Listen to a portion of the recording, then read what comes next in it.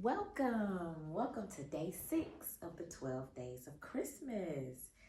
I'm Celine from Case Mobile Notary. As we already know, we're halfway there, right in the middle. We got 6 more days. But today, we're going to talk about planning your business goals for 2025. Um, Yesterday, we kind of focused on self-care, which is crucial, for long-term success. So now let's map out what we're going to do in 2025 to make that your best year, or as some say, thrive in 25. Kind of rhymes there. See that? So let's first talk about why goal setting is important. So having clear goals gives you direction and it helps you measure your progress.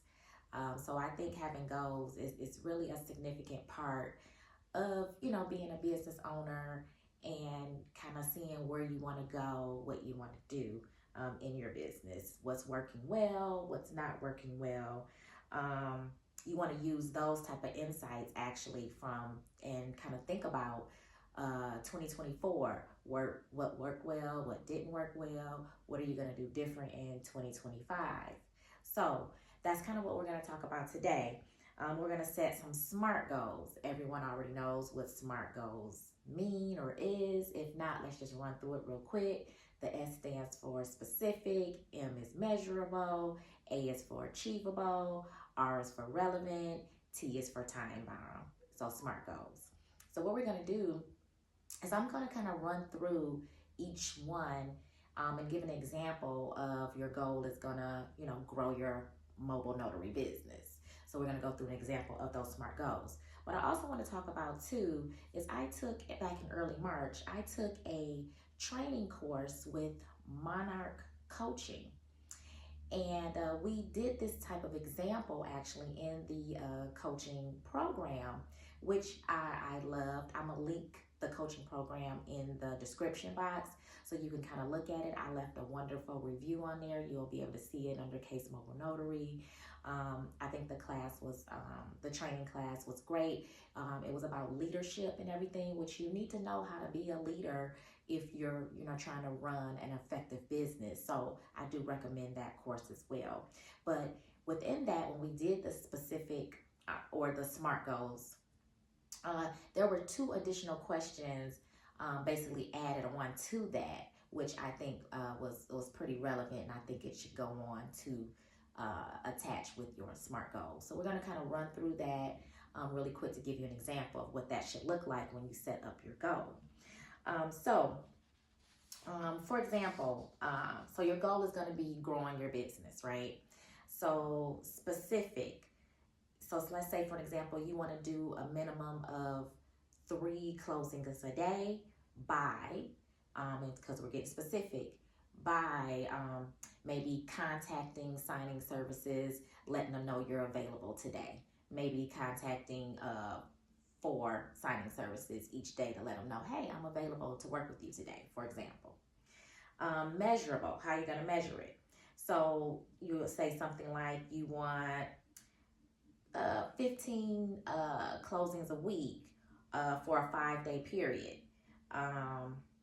And on average, by end of the year, maybe eight a week, something like that. So like, say for example, okay, so let me start over. Your stretch goal is going to be 15 a week for 5 days a week. That's measurable. So you can measure it. You can, count however many signings and everything you're having.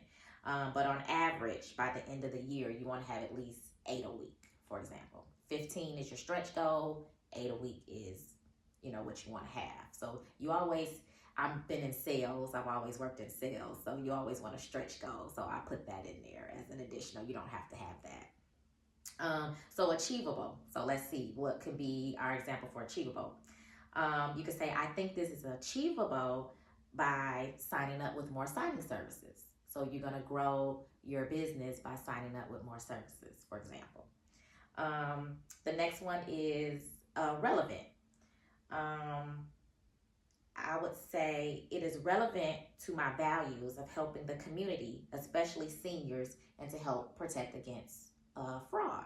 So that's why growing my business would be relevant to me because I'm helping out my community, making sure people are getting their, for example, documents, loan documents signed, or HELOCs, or whatever type of closings you're doing, for example.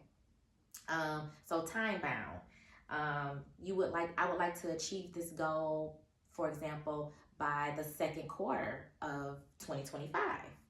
Um, and you will probably like checking in each month or something like that. Okay, so with the Monarch coaching, the two additional questions that were asked when we did this particular exercise was, how will you evaluate your progress? Which is good. You always want to make sure you're evaluating your progress, see how you're doing.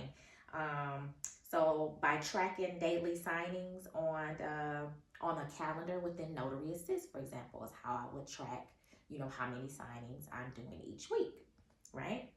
And what might you need to adjust was the second one, which I thought was a great question because it got you thinking, like, okay, what if something's not working properly? What would I adjust? So, for example, you could say, I may need to adjust how I market, or I may need to get help. I may need to find other sources of work besides signing services, something like that. So that's just a little example of how you can set up your goals. So feel free to use any of those or anything like that.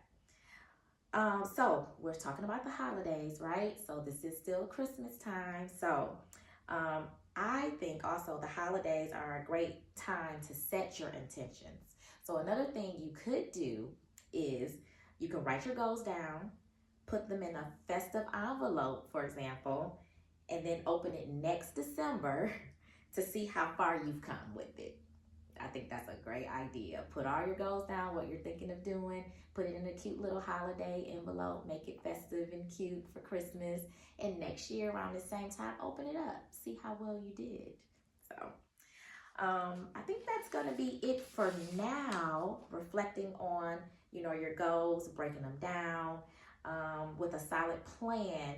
Let's see how you will be successful for 2025. In the comments below, can you write down maybe one or two of your goals that you want to succeed for next year? So share that with us in the comments. Follow us if you haven't been following us. Go back and watch the first 5 of the tips and everything for our holiday season. Like us, subscribe, hit the notification bell. Tomorrow, we're going to talk about basically the books, like what books you should be reading. What's the maybe top 5 books for business owners, entrepreneurs that you should be reading? And I just thought that came to me when I was at the library when we did the video there, and I probably should have did it there. So I don't know, will I go back to the library? Maybe, maybe not.